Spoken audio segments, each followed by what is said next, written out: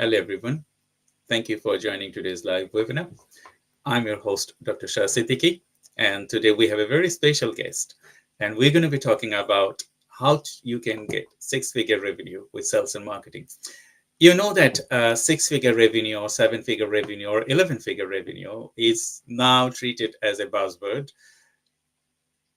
People, when they think about it, it attracted their minds. So most of the marketing company like ours, we targeted individuals how can achieve these figures. And there is a story to tell and behind the scene, I would say. And today we're going to discuss all those with our special guest. So if you wanted to ask any question, feel free to ask us through the comment box.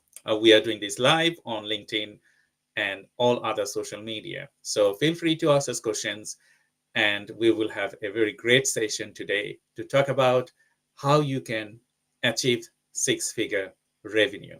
So we have Kat Ulrich today. She's a marketer, and she has worked long enough to talk about these subjects, and we've been talking about it, and we fixed the title to talk about it. Okay, what is actually the six-figure, seven-figure, or 11-figure revenue, and why people are attracted to this? So, Kat, thank you very much for joining today's live. How are you today? I'm good, thank you, Shah. How are you? I'm fine, thank you.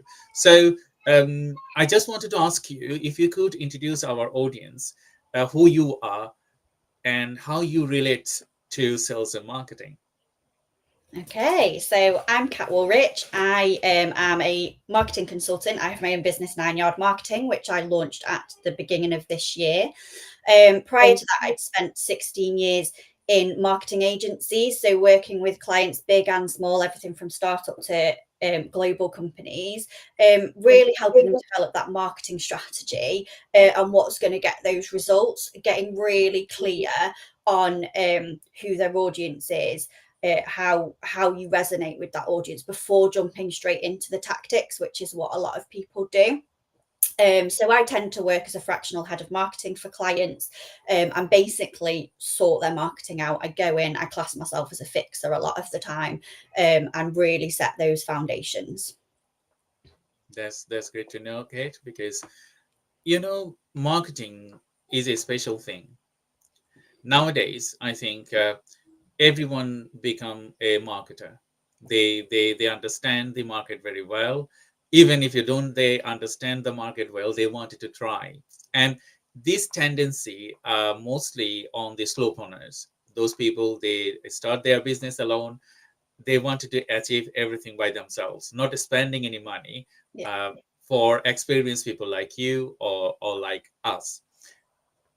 And they are in this puzzle to make their momentum. What we should do, when we are a slowpreneur, uh, we really need to start marketing if we are not really have that expertise. What do you think about that? I think, yeah, you are absolutely right with we've got so much information at our fingertips now, especially with social media and things like that. Everyone kind of thinks they're an expert in it, which some people are. I've met clients who have built massive businesses with just a bit of hope marketing, but then it's how do you take that to the next step? And it's like, yes, six figures is that buzzword, or maybe seven figures, or taking that up. But I think where a lot of people fall down is it works for a little while, and then actually if there's no strategy, there's no foundations, it can stop working. And I get it. I'm a solopreneur. I don't want to fork out any money. I've only just started my business. But there are elements where I will. I have an accountant because I've got no clue about that side of my business. And I do think it's important to perhaps engage the experts at the beginning, even if it's just for something like a power hour, or you pay them for an hour of their time to just talk you through that process of setting those foundations so you have an idea. Because at the end of the day, you don't know what you don't know. You might think, oh, I'm going to do social media because that's what everyone does. And that's great. But if your foundations and messaging aren't right and you're not resonating with that audience, it's only going to take you so far. I totally agree with you. I also have seen that, when you start your marketing journey, you think that people are posting. I can do that.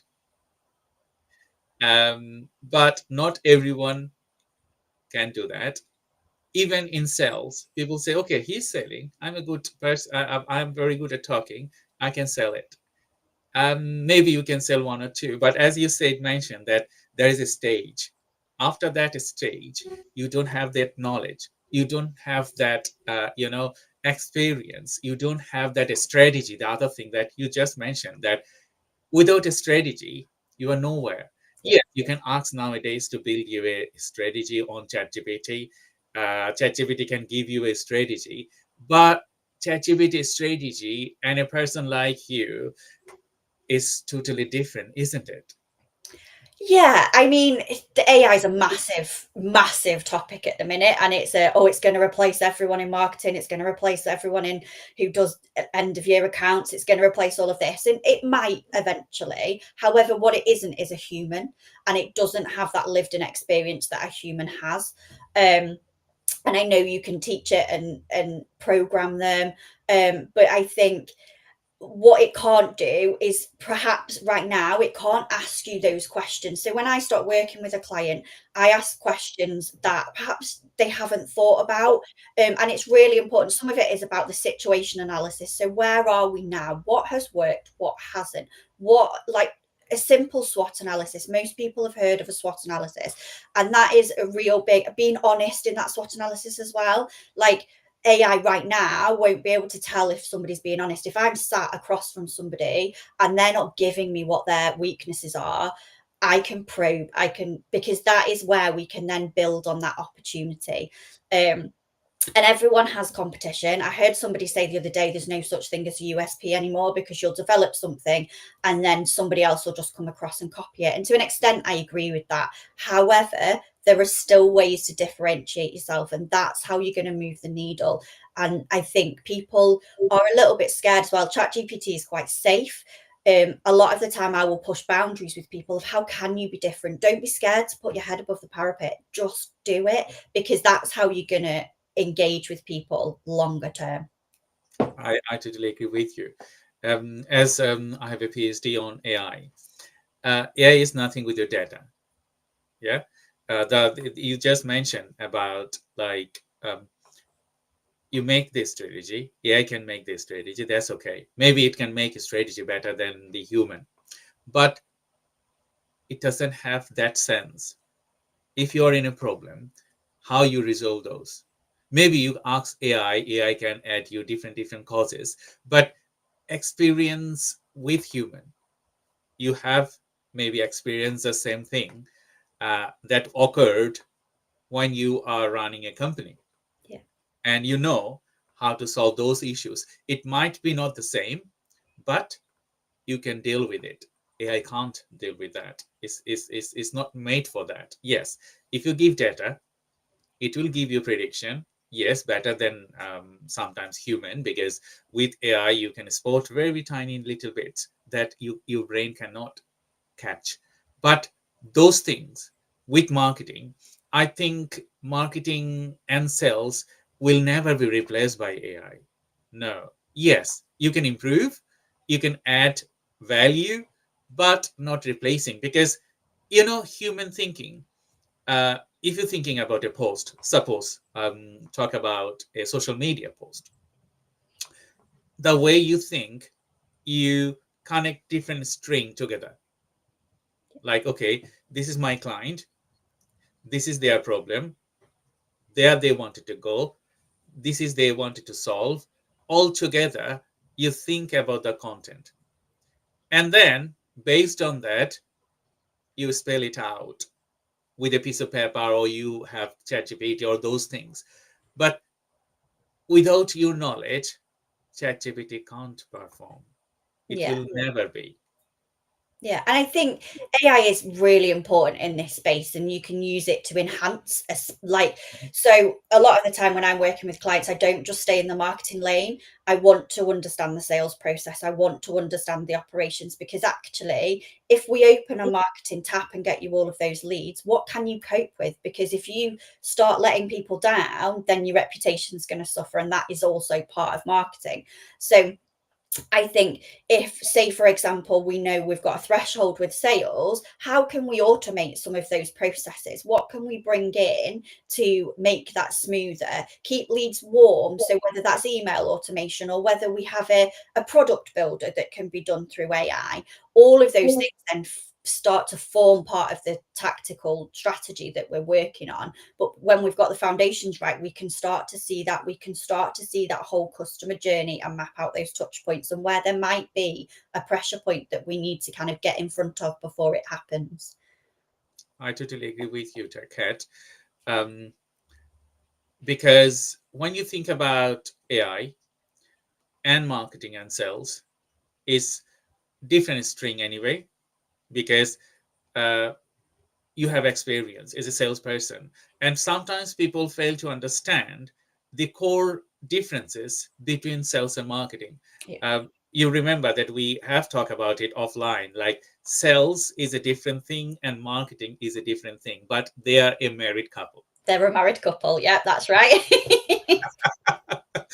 So if you think that, okay, marketing will get you sales, that will never happen. Or if you think sales will, you will get sales without marketing, that will never happen. Yeah. So it's just like working together. So our next segment, we wanted to talk about how it can enhance, to earn six-figure revenue, what we need to do to get to that answer, uh, how we can get six-figure revenue. Because people normally they think that we I receive, maybe you also experience the same thing, that people will email you or message you on WhatsApp or social media, that okay, I will get you six-figure revenue. But one question I ask them: do you know my current capacity? That's one thing. Because if you don't know my current capacity, how could you earn me six-figure revenue? Doesn't matter what you, maybe you are very excellent with your methodology, you are very excellent with reaching customer client, but do I have that bandwidth? So in that scenario, what do you do? So for me, it goes right back to that strategic process. So the first part is situational analysis. We've already kind of touched on that.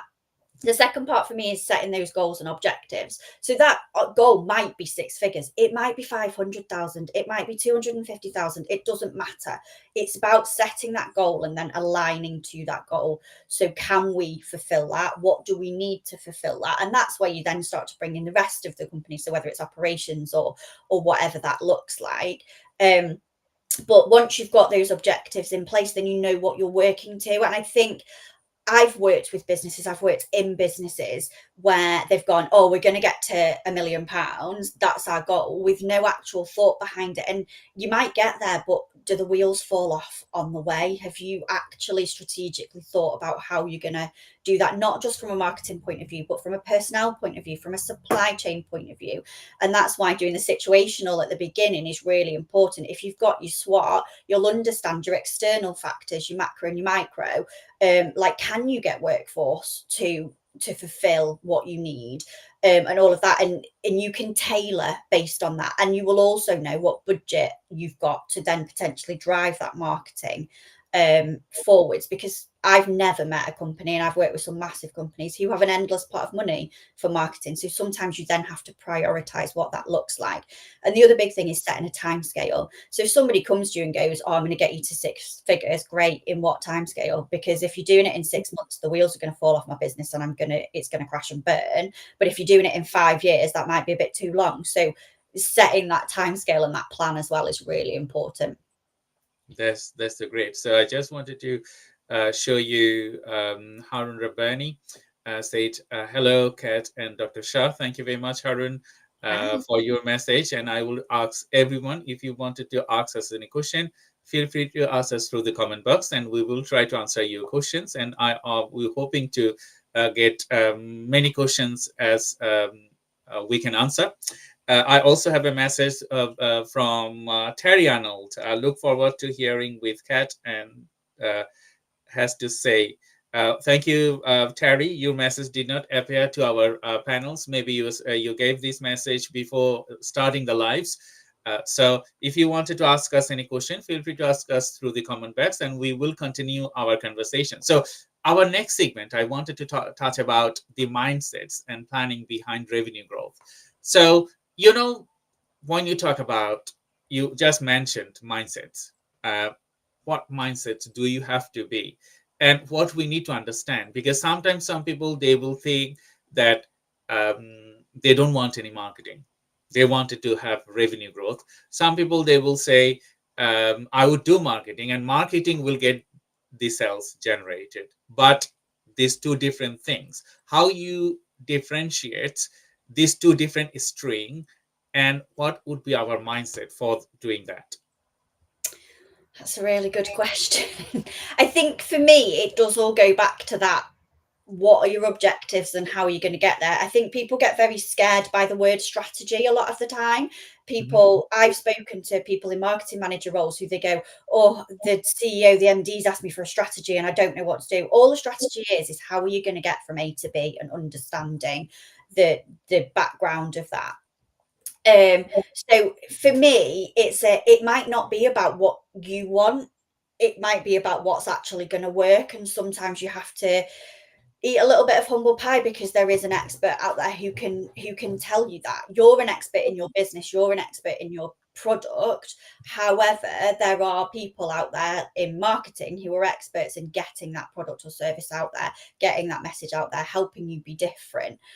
So I think it's not always about like, I want to do this. It's about what is going to work. Like me and you, before we went live today, Shah, we were talking about, actually, I really don't like being on lives. I really struggle with it.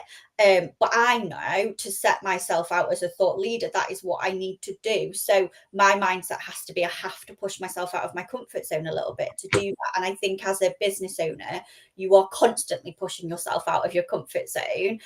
But take the advice where it comes. One thing I would say, take that with a pinch of salt. If somebody's messaged you promising you they're going to get you 6 figures, I would take that as a red flag. If they're saying that without knowing anything about your business, run a mile. Like, don't just, and there are loads, I get them. And I feel like replying sometimes and said, have you actually looked at my website and understand what I do? Because you're telling me something that I already know. So yeah, I think that answered the question in a roundabout way. Thank you for your clear answers, because yes, I most of the time I ask the same question to people. They are asking me, okay, I'm going to get you 6 figures, but getting a 6 figures or 7 figure or 11 figures, some people, they say 8 figures now. Okay, so previously it was 6, 7 and 11. Now it is 8 figure. So we need to know, like, okay, I have that strength. And people has to understand their strength and weaknesses. As we say, when you do businesses, you need to have a SWOT analysis of yourself, who you are, what you can do, and how much you can do. So all those things will determine that, okay, are you way to the 6 figure, as you say, the 6 months to 5 years, depends on your stage. Like, okay, is it 6 months? Are you spending enough money to get 6 figures? Are you spending enough experienced people to get to that levels? Because when you work with company nowadays, it's not all about that you have to have a good website, then people will jump and start buying from you. It's social media, it's technology, it's people, and it's who you are. What is your capacity? What is your what you wanted to do in long run? So it's just like when I talk to people, I always mention a puzzle board. Like, okay, this is a puzzle board. So you have to have everything set out to get you 6-figure revenue. And you need to map it out, which levels you will get them. You can't get them in 1 day, 2 day, 3 day. You may say, okay, there is a new company. they have achieved like millions of pounds, but see the behind the scenes, how they achieve these millions of pounds. Maybe they have a great idea. That idea is mind blowing. That idea is out of the box, and they have backing of multimillionaire. Yeah. But your idea might not be the same. So I just have a message from Harun Rabbani. He said, how important it is to be published as a thought leader. Well, that depends on a lot of things for me. One, what sector you're in, what you're working in, who your audience are, because if there are a lot of thought leaders out there, are you just going to be joining the rest of the noise? So it's all about how you can differentiate yourself. It might not even be a thought leader. It might be, actually, let's take that a step back and just be established as an expert and a safe pair of hands. If we were doing it in my point of view, I wouldn't class myself as a thought leader in this space. I am an expert marketer and I'm a safe pair of hands, and that's how I'm trying to establish myself. So it does all go back to kind of, what are those objectives? Who are your audience? And then taking it from there as to whether we need to start looking at that content to establish you as a thought leader. I totally agree with you. The same. Some of the work that I do, I think, okay, I'm a thought leader, but some of the work, I think that I'm an expert. So, Harun, your question that it is, if I'm just gonna, how important it is to publish. It depends actually what you wanted to publish. You know that LinkedIn has a badge of, I think, what is called LinkedIn something, that they will give you a badge. Okay, I got that badge, and later I did not have time. So after a couple of months, the badge will go away, and then you have to contribute in different subject matters. And I think as a thought leaders, it is important how you contributing the knowledge to the population that you wanted to achieve. So that time you would think about publication and all those things. But otherwise, if you're an expert, if you're working with businesses like Cat does or like we do, publication could be a part, but here, publication is not the main thing. The main thing is to how well we perform and how we get the businesses to the next levels. And sometimes you may have good experience, sometimes you may have bad experience. And after maybe 5 years of work, you could publish a book or you could publish a documentation like, okay, I worked 5 years, and these 5 years I have come up with this scenario to act as a thought leader. I think that is clear to you. I just have another message from Harun. You said you have built a business around being both strategic and deeply human in your approach. What's one mistake you see small businesses making that stopping them from hitting six figures? What would you do differently? That's the $1 million question, isn't it? Question. There's not just one mistake, to be honest, if we're being completely frank about it.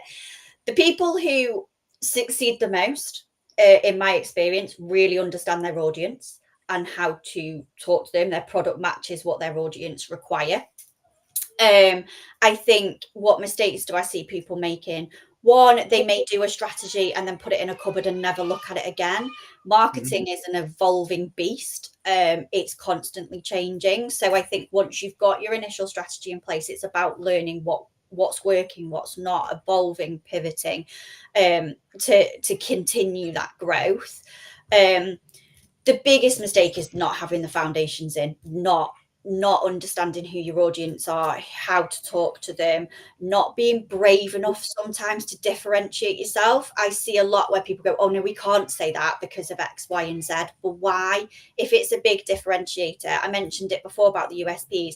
there's a lot of people probably that do, there's millions of me out there, let's be honest. So I have to work really hard on what my differentiator is, and that is actually me. So I am quite direct, I'm quite straight talking, and that's what I play on. I'm not going to fluff, I'm not going to lie to you. If something's not working and it's something I've put in, I'm not going to hide it, I'm going to tell you. And people either love that or they hate that. But that's what I've played on to differentiate myself a little bit out there. Now, don't get me wrong, there's a lot of other people that are doing that, so you have to continually work hard on it. But for me, if you understand your audience, understand your pain points, and you're willing to evolve with those, you will get there. The other side of it is, I have seen a lot of businesses go there far too quickly, and the wheels have fallen off. And yes, they've celebrated that they've got to this six figure. However, they've got a high rate of burnout and an unhappy team behind them because they've got there too quickly and not strategically and not planned. They've just chased the dream. So yeah, hope that answered your question. It's the same. It's the same here, Kat, because as you said, solid foundation. Yeah. And when you talk about solid foundation, you intend to get less clients. I have this experience with me. What people want, they want tomorrow to become a millionaire. They don't want to stay and grow strategically. As you said, you might get six figure, but at that stage, you might fall. I have seen many businesses that they achieve their goals, they're very happy, and at that stage they fall back, and the recovery from that fallback is not straightforward. It takes ages, it takes years, and then you just lose everything. Yeah. I myself have seen myself with my television business, with my other businesses. So experience is matters, as well as strategy is matters. Before I have done my PhD and all those years of businesses, I did not know all those things, puzzle pieces. But after having experience in 25 years of working in media technology, I understand now uh, what problems I did have and how I am recovering from there and what I need to do. I'm still not perfect. I still have problems, but what I do, I work with people. They have experiences or they have at least knowledges. That knowledge can grow that experience to the next levels. So recent work, as you said, businesses, if you wanted to steady, you need a strategy. Without a strategy, you will get a great fall and it will not work. Another thing that Kat just mentioned, that you have a strategy, but it's capped on luck. Okay, you don't go through with them, or you don't have a person, maybe a ad hoc basis person. Like if you're doing technology, you need someone, they understand the technology from the root, they can point you, okay, these are the problems you are facing, so you have to fix it, or the technology is going to that direction, so if you do not follow them, you have to spend a lot of money to reach there. Yeah, don't get and left it's, behind. and Yeah. it's similar for marketing, isn't it? So every day is evolving, technology is evolving, marketing and sales both are evolving. So you need to have someone within your team, ad hoc basis, we call them fractional directors, aren't they?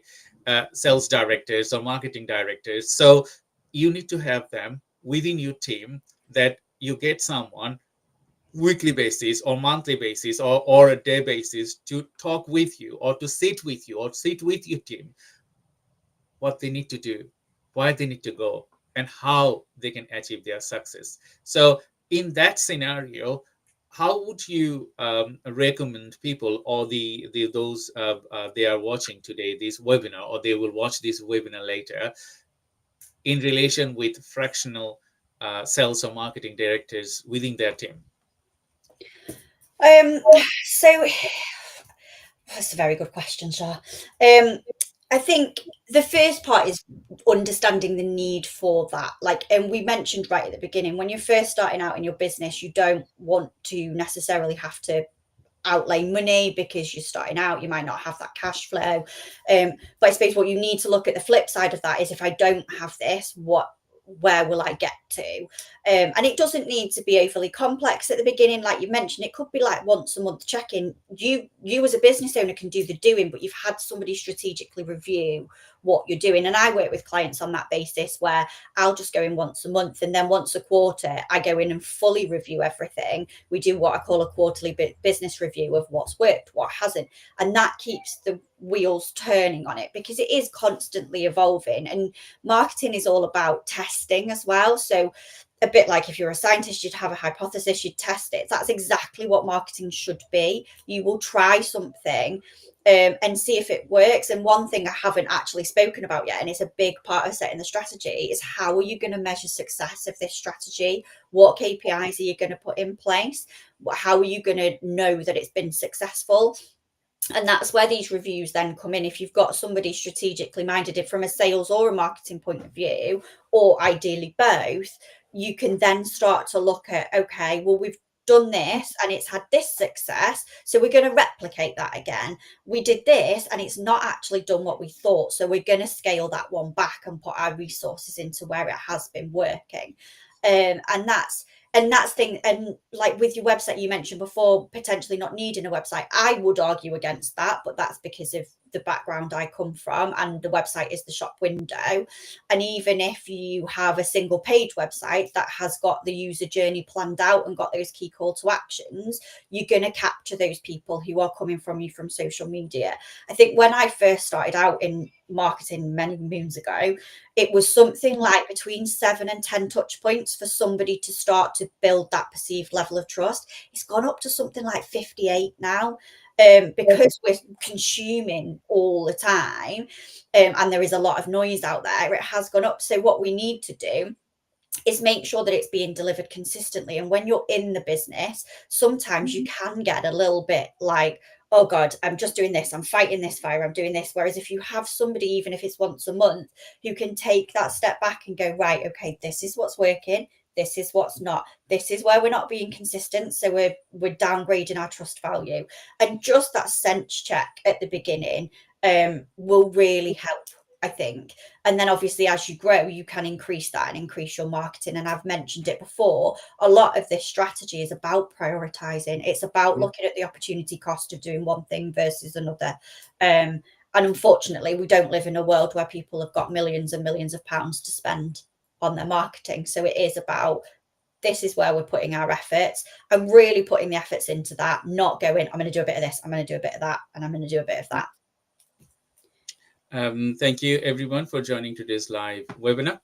I'm Dr. 𝐂𝐶 𝐶, and I have Kat Ulrich, and we are talking about how you can reach six-figure revenues, not with buzzwords, with real work. So we already spent half of our programs, and we're going to be talking more about how you can generate six-figure revenues, but with strategy, with tactics, and all those things. So if you're watching this live webinar, feel free to ask us any questions. We got some more questions from Harun. Thank you very much. I think you are enjoying our talk. So very much thank you for that.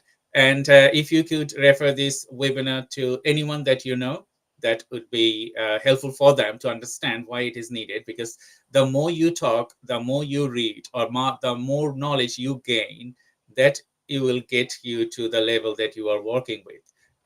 In this segment, we talk about knowledge.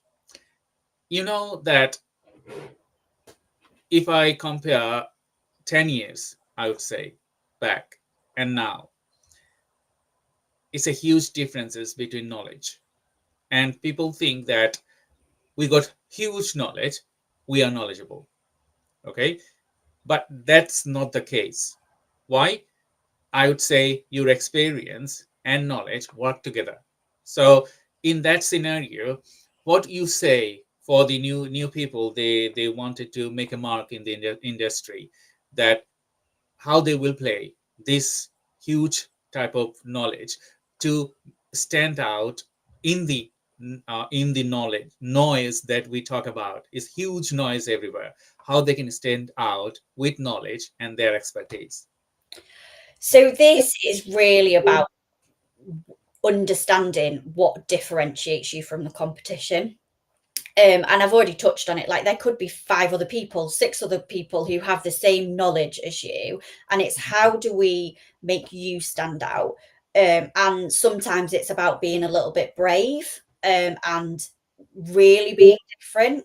Um, Sometimes it's about that trust. So it might be that there's a lot of other companies out there doing the same as you. However, their marketing's a bit pants, and you can really capitalize on that. And by having that consistency, having a consistent message that resonates with the audience, you can then start to win that game. There are then, we've touched on it, the thought leadership pieces. If that is something if there's a gap in the market for that, and that's why doing this strategy is really important, because you then start to understand where the gaps are as well, and what gap you can fill with your knowledge and expertise. And at the end of the day, what we have to remember is I work with a mixture of B2B, B2C, D2C clients, but especially in the B2B realm, it's like, oh, I must be professional, I must be this, I must be that, because we're B2B. But why? Because the people that work in B2B organizations are humans as well. So they will understand if you want to put a bit of tongue-in-cheek humor in there, or if you want to do something to make yourself stand out and make yourself be differentiated. I worked with a client once who were the top of their game, but no one knew who they were, because other people used they were a research company, other people used their research and put their own brand on it. And I was a bit like, well, why don't you just be like powered by XXX? Because then your name is getting out there as well, and people understand that you're actually doing the hard work. Oh, we can't do that, we might upset someone. But why? Just be brave. Just play on that. And same as like if there's brand tensions, if you're really small but you're going after global, like play on those brand tensions and try and find ways to differentiate yourself, because knowledge and expertise is one thing, but like you say, there is a lot of noise. The biggest thing is, how do I stand out in that noise?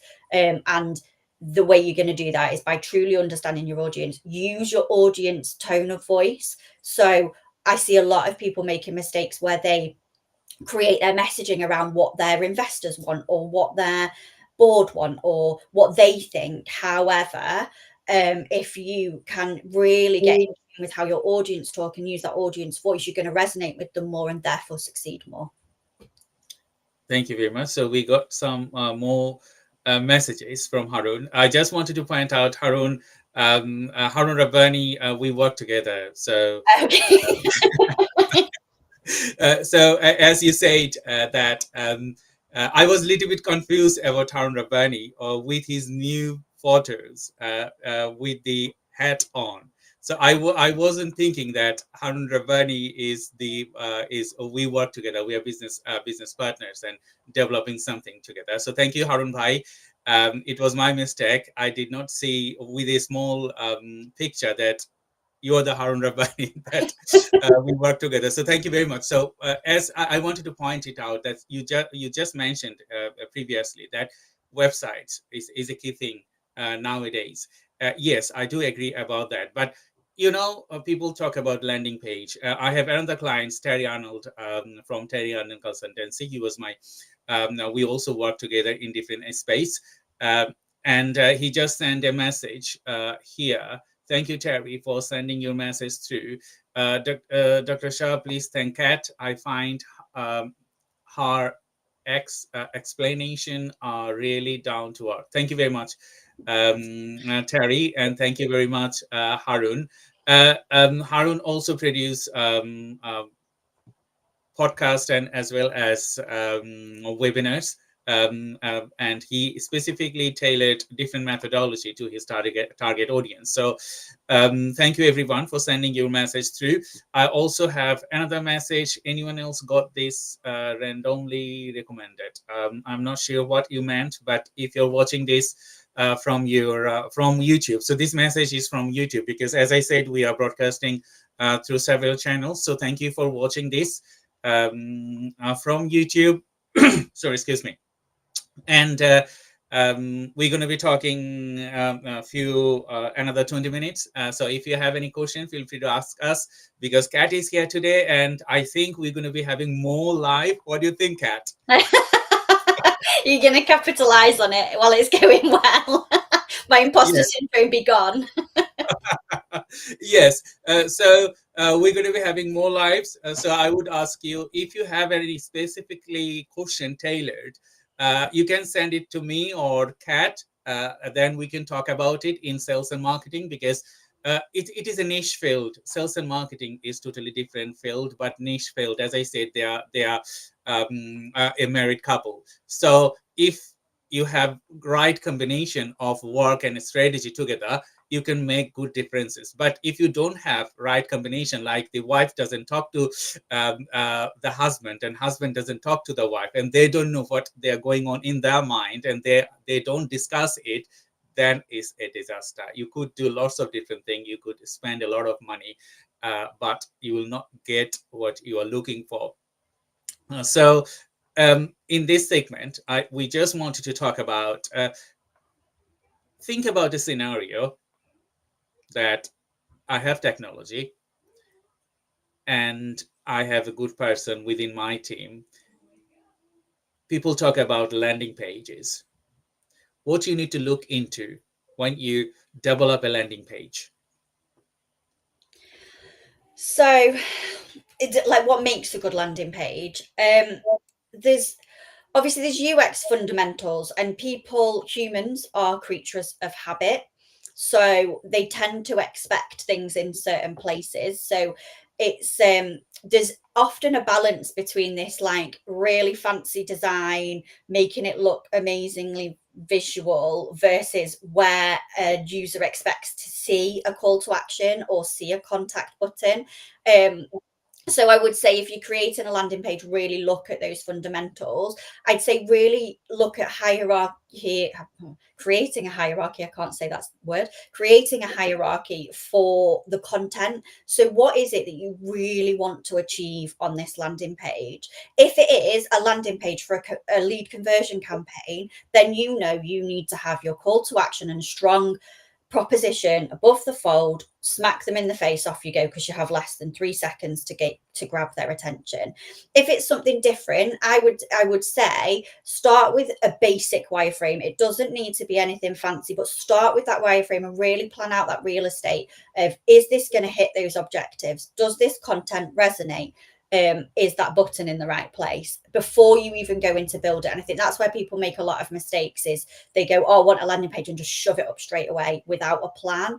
And it doesn't need to be anything complex. It doesn't need to take hours and hours of time. You can spend half an hour just planning it out. Even if it's just written in your notebook, at least you've planned it out and you understand where the important stuff is going, and maybe the less important stuff can go below the fold, because some people won't go down there. So yeah, there you go.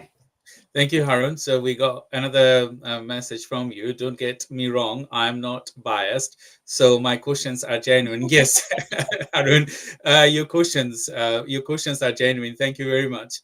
So here's another question. What are your views on organic social media marketing at a startup stage versus paid advertising? That's very good questions, because we are working on that internally.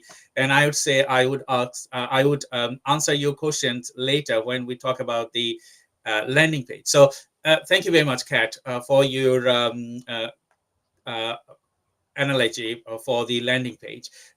We've been developing landing page for years now, and what we do specifically, we tailored the funnel strategy. It might be different for different people, but what we do, as you said, it doesn't have to be very noisy, because you need to think about when people see your landing page, it's just like shop window. You just mentioned earlier that your website landing page is a shop window. So I give this example to many times to many of my webinars, that if you go to Harrods, what you see there, you see human people projecting different things, isn't it?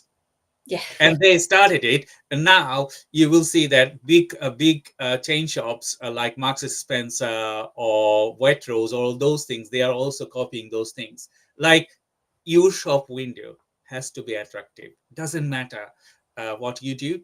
If you go to a shop, or even Sainsbury's or this, you will see such kind of posters.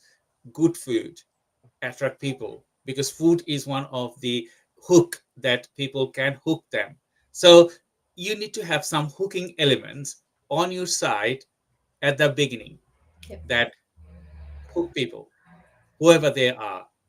If they can stay to your landing page 19 or 30 seconds, then you are successful. So when you're designing a landing page, it has to be scrolled down under 30 seconds. And specifically, if you cannot do that, the customer will go away because they wanted to see exactly what you wanted to do, what you wanted to achieve, and then they will add your buying choices. Another thing that we experience nowadays, AI is there.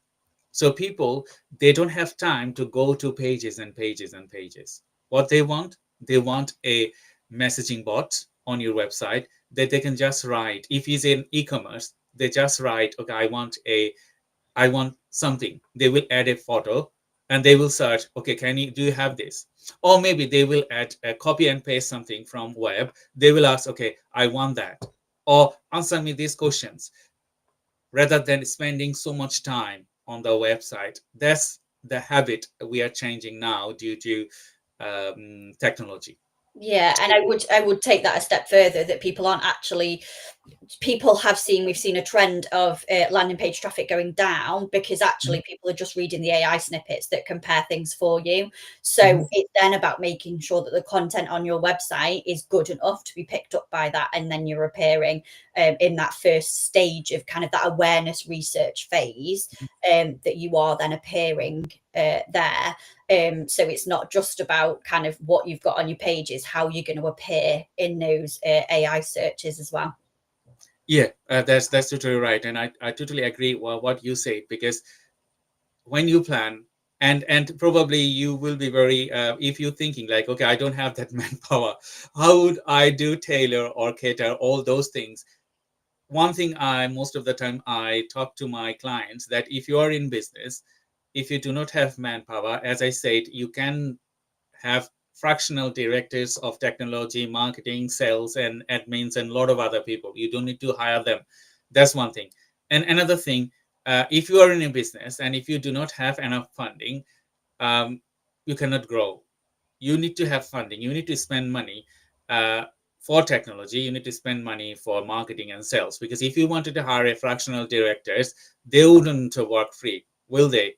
They have families. They have to run their businesses as well. So either way, you need to invest. Either way, you can get partnerships. So nowadays there is a very much partnership model. So I get offered many of the time that, okay, come together, we work together with a partnership model. Like, okay, you will pay lump sum, but you will get a percentage of the business if that grows.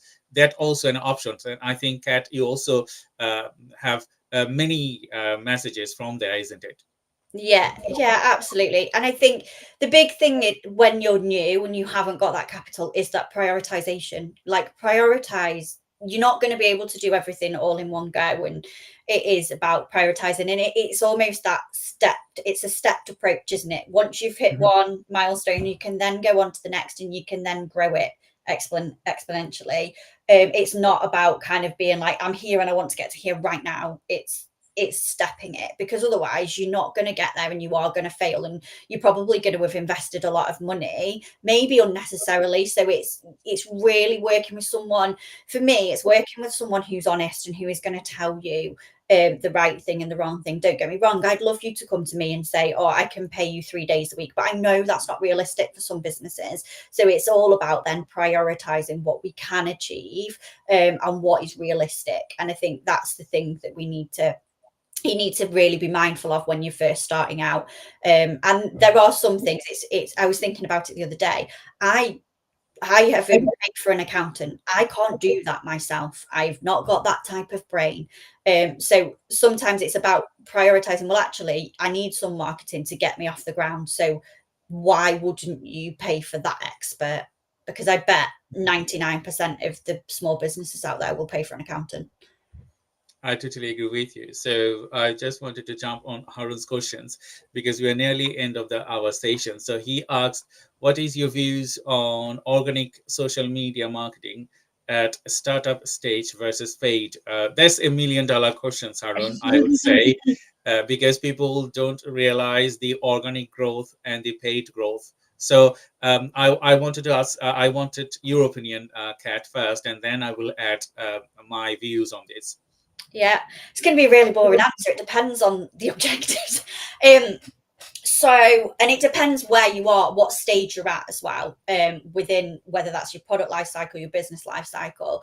If you are after brand awareness, potentially you might need to put some budget behind it, because if you're growing something from scratch, especially organically, it may take a little bit of time. Now, for me, I'll refer to my strategy. I'm a very small business. I'm single. It's me. I'm a solopreneur, I think the term is nowadays.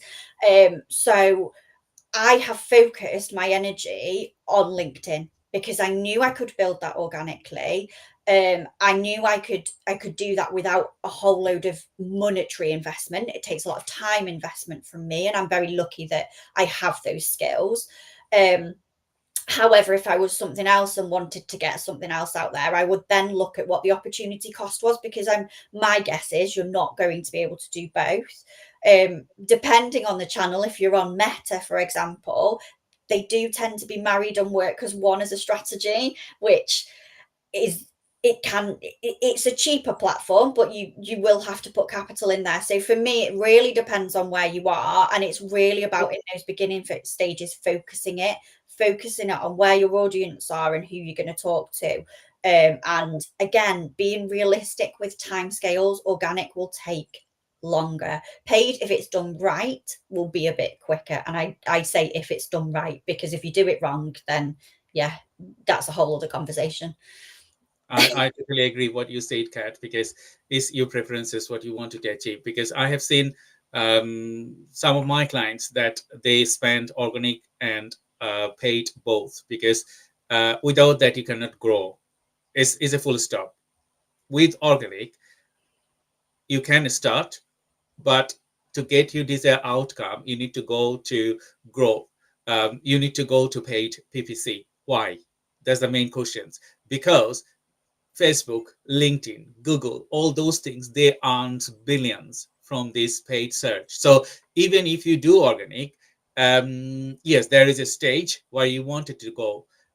Without that, you cannot get to your right audience, because they will prevent it. Their algorithms, it will not reach people that you are looking for.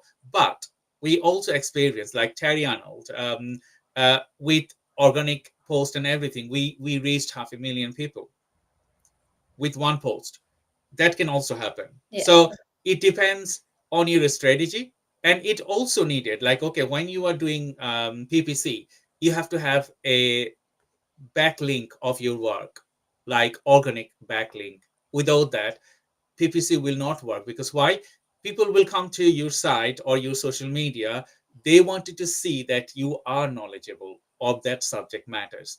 And if they don't find it, they won't buy from you, even if you pay PPC. absolutely. There's that trust element in it, isn't it? So you've got to Yeah, have your organic built up before you can then, you might not have the reach and the audience you want, but you need it there, because it's yeah, that it's almost a trust element of your marketing.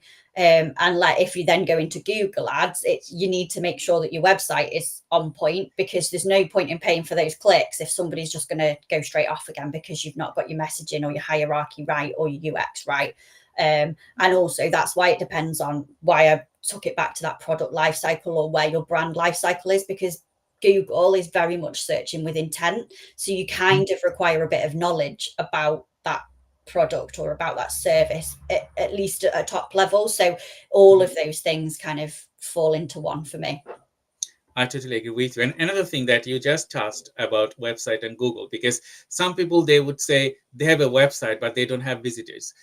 What you need to do. So I think, as I said, it's a puzzle pieces. If different things work together, it's just like a human body.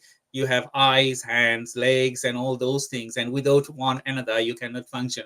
It's similar like that way. The social media and technology are combined together in a way. It's like a human body. So you need each of the pieces to work perfectly, to work well. Mm-hmm. Google earns millions with paid search. They also want you to list your website to Google search engine or any other Bing or any other search engine, and there is a process. Some people, they would say, I have a website, but it's not getting out there. Yes, because building website with technology and getting it ready for search engine optimization for SEO is a different thing.